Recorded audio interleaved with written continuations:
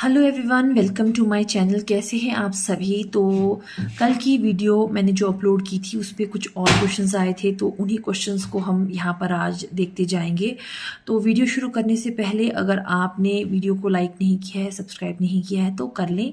पूरी यात्रा के दौरान सारी इन्फॉर्मेशन जो है मैं समय समय पर आपके साथ साझा करती रहूँगी। साथ ही में मैंने आज एक शॉर्ट अपलोड किया है जिसमें मैंने बताया है कि किस तरह से आप लोग जो है मेडिकल फिटनेस सर्टिफिकेट डाउनलोड कर सकते हैं, तो उसे भी आप जाकर देख सकते हैं। तो चलिए एक एक करके जो हम क्वेश्चन है लेते हैं। तो सबसे पहले यहाँ पे क्वेश्चन आया है परमिंदर सैनी जी से, क्या हम 1 साल या 5 साल के बच्चे के साथ यात्रा कर सकते हैं क्या।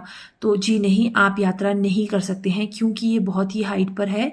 तो आपको ये बिल्कुल भी नहीं एडवाइस किया जाएगा कि आप इनके साथ यात्रा करें, ना ही आपको अलाउ किया जाएगा। तो नेक्स्ट क्वेश्चन है चंद्रशेखर जी का। मैडम, मैं जैसे कि 1 तारीख को मेडिकल करवाया, वो 8 तारीख तक वैलिड हुआ, क्या 8 अगस्त को यात्रा करें तो हमें 9 को करें। सर, आप अगर आप 8 को यात्रा कर रहे हैं तो आपसे रिक्वेस्ट रहेगा कि आप 1 तारीख को मेडिकल ना बनवाएं, 2 या 3 का मेडिकल बनवाएं, तभी जाकर ये वैलिड जो है आपका रहेगा। प्रॉब्लम होगी अदरवाइज आपको, ठीक है। तो अगर आपने 8 को, तो 1 हफ्ते का जो है आपका स्लॉट रहेगा। तो आप अगर 1 को करवाते हैं तो वो 1 हफ्ते के भीतर ख़त्म हो जाएगा। तो आप 2 या 3 को जो है मेडिकल अपना करवाएं। उसके बाद है शर्मा आशुतो का। मैम, हम 4 लोग हैं, क्या सबको अलग अलग रजिस्ट्रेशन करवानी पड़ेगी या एक ही फॉर्म में चारों के नाम डाल सकते हैं। जी नहीं, ऐसा नहीं हो सकता। ऑनलाइन के केस या ऑफलाइन के केस में आपको चारों का अलग अलग भरना होगा और जो है चारों की अलग अलग मेडिकल लगेंगे, चारों का ही अलग अलग अंडरटेकिंग जो है लगेगी। एक साथ आप इसको नहीं भर सकते हैं। वो आपको कल पता चल जाएगा जब आप देखोगे कि कल हमारी जो वेबसाइट है उस पर पोर्टल अपडेट हो जाएगा, तो सबका आपको अलग अलग करके जो है भरना होगा। नेक्स्ट है संजय जी का। Good morning, good evening ma'am. 22 जुलाई का यात्रा का स्लॉट कब ओपन होगा।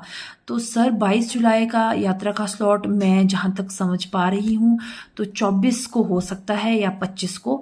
उसका शॉर्ट जो है या वीडियो जो है वो, और वेबसाइट पर भी जो है बहुत जल्दी जो है उसको अपडेशन कर दिया जाएगा। तो मतलब फिर भी आप ये समझिए कि 24 तक जो है वो खुलने की संभावना है। 100% जो है आपको 15 के बाद जो है पता चल जाएगा। 15 या 16 को आपको कंफर्मेशन आ जाएगी। उसके बाद है वायरल रील्स का। मैं अच्छा, सॉरी सर, अगर मैं आपका कल क्वेश्चन नहीं समझ पाई थी। तो वायरल रील सर, अगर यात्रा आप अकेले कर सकते हैं जो आपका क्वेश्चन है, तो जी हाँ, आप यात्रा अकेले कर सकते हैं। ऐसा कुछ भी नहीं है क्योंकि हर दिन 350 यात्री यहाँ पे जाते हैं, तो आप अकेले तो वैसे भी कभी नहीं होते हैं, ठीक है। तो उसके बाद नेक्स्ट क्वेश्चन है जी कर्णिका जी का। मैम, रजिस्ट्रेशन जिस डेट पर हम ट्रैकिंग शुरू कर सकते हैं उस दिन का करते हैं या फिर ट्रैकिंग शुरू करने के बाद गणेश पार्क में रुकने के बाद। नहीं मैम, जैसे मान लीजिए आपने 15 की रजिस्ट्रेशन करवाई है तो आप 15 को ही ट्रैकिंग करेंगे। 15 को आप तांगलिंग गांव से चलेंगे और ऊपर जाके गणेश पार्क, जिसको मेलिंग खट्टा कहा जाता है, वहां पर जो है आप रुकेंगे पहले दिन। मतलब 15 की रजिस्ट्रेशन है तो 15 को आपको चढ़ना पड़ेगा नीचे से ऊपर। अब उसके बाद है बलदेव जी का। जयशंकर जी, जयशंकर बलदेव जी। तो उनका क्वेश्चन है 31 जुलाई को हम इंदौर से ट्रेन ले आने वाले हैं, ट्रेन में आने वाले हैं, तो क्या हमको किस दिन का परमिट निकालना होगा। 1-2 दिन आगे पीछे हुआ तो क्या रहेगा। तो पहली बात तो ये है कि आपको ये देखना पड़ेगा कि आप इंदौर से किन्नौर कब पहुंचेंगे या शिमला कब पहुंचेंगे। मान लीजिए आप 31 को इंदौर से ट्रेन लेकर पहुंचते हैं, तो क्या आप, मान लीजिए एग्जाम्पल के लिए मैं बताती हूँ, आप 31 को ट्रेन लेकर पहुंचेंगे तो क्या आप 2 तारीख को शिमला पहुंच जाएंगे। अगर आप 2 तारीख को शिमला पहुंचेंगे तो आप ये मान लीजिए 3 को आप किन्नौर आएंगे, जहाँ पे आपने यात्रा शुरू करनी है, तांगलिंग विलेज।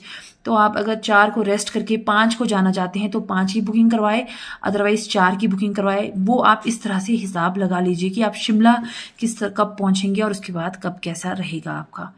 उसके बाद है कर्णिका जी का फिर से एक और क्वेश्चन। कर्णिका जी का फिर से एक क्वेश्चन है, मैम जियो का नेटवर्क अच्छा है वहाँ पर या एयरटेल का, और ट्रैक में कहाँ तक नेटवर्क आता है। ट्रैक में ऊपर जहाँ कैलाश है वहीं तक नेटवर्क आता है और जियो का नेटवर्क जो है वहाँ पर अच्छा है।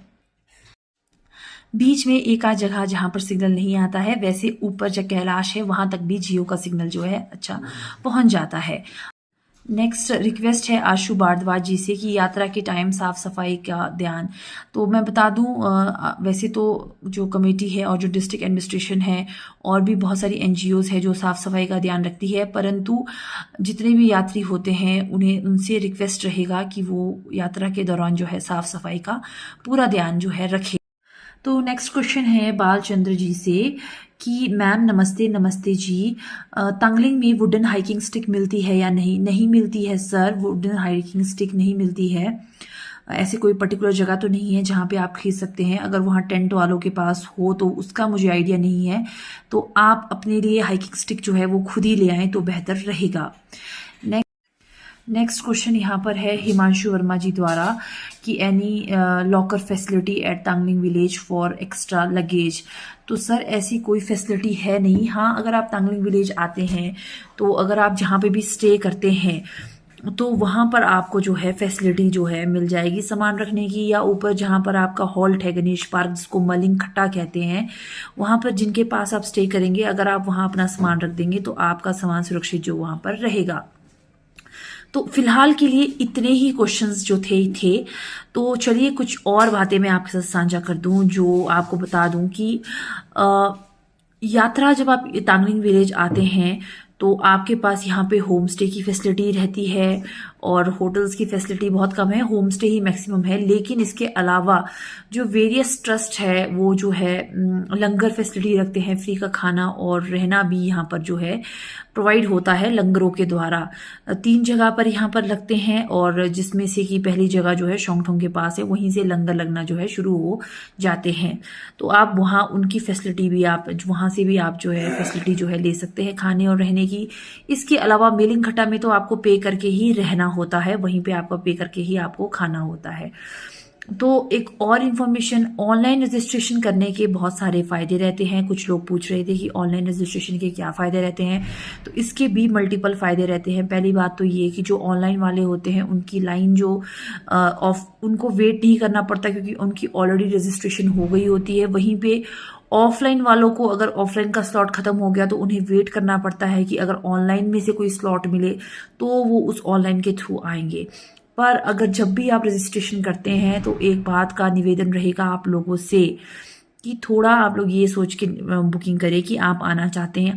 हाँ, आप 100% गारंटी नहीं दे सकते, लाइफ बहुत अनप्रेडिक्टेबल है, तो थोड़ा बहुत ऊपर नीचे हो सकता है, परंतु फिर भी रिक्वेस्ट रहेगा जब आप बुकिंग करते हैं तो आप इस बात का ध्यान रखें कि आप यात्रा में अगर आ रहे हैं तो ही आप जो है रजिस्ट्रेशन करें और मल्टीपल टाइम रजिस्ट्रेशन ना करें, क्योंकि हो सकता है कि कोई वक्त यहाँ पर पहुँच जाए और उसको रजिस्ट्रेशन के लिए वेट करना, उसको स्लॉट नहीं मिले। तो ऐसे समय में जो है आपका ध्यानपूर्वक जो डिसीजन होगा वो हेल्पफुल साबित होगा। इसके अलावा अगर कोई क्वेश्चंस है तो ज़रूर बताइएगा। पिछले व्लॉग में रेट लिस्ट को लेकर जो बात हुई थी तो मैं देती हूँ आप लोगों को कि अभी तक जो है रेट लिस्ट जो है साझा नहीं की गई है। जैसे ही रेट लिस्ट फाइनल ऑथराइज्ड होकर जो आती है तो उसको लेकर और जो शायद कल तक आ जाएगी, तो कल का वीडियो उसी के बारे में रहेगा। और कोई क्वेश्चंस है तो आप यहाँ पर पूछ सकते हैं। तो मिलते हैं आपसे अगले व्लॉग में और याद रखिएगा कल 11 तारीख को सुबह 10:30 बजे जो रजिस्ट्रेशन जो पोर्टल है वो खुल जाता है, तो आप वहाँ पर रजिस्ट्रेशन कर सकते हैं। तो मिलते हैं आपसे अगले व्लॉग में, तब तक के लिए बाय बाय, टेक केयर। और मेरे चैनल को सब्सक्राइब करना ना भूलें और शेयर करें ताकि ज़्यादा से ज़्यादा लोगों के पास सही इन्फॉर्मेशन पहुंच पाए। धन्यवाद।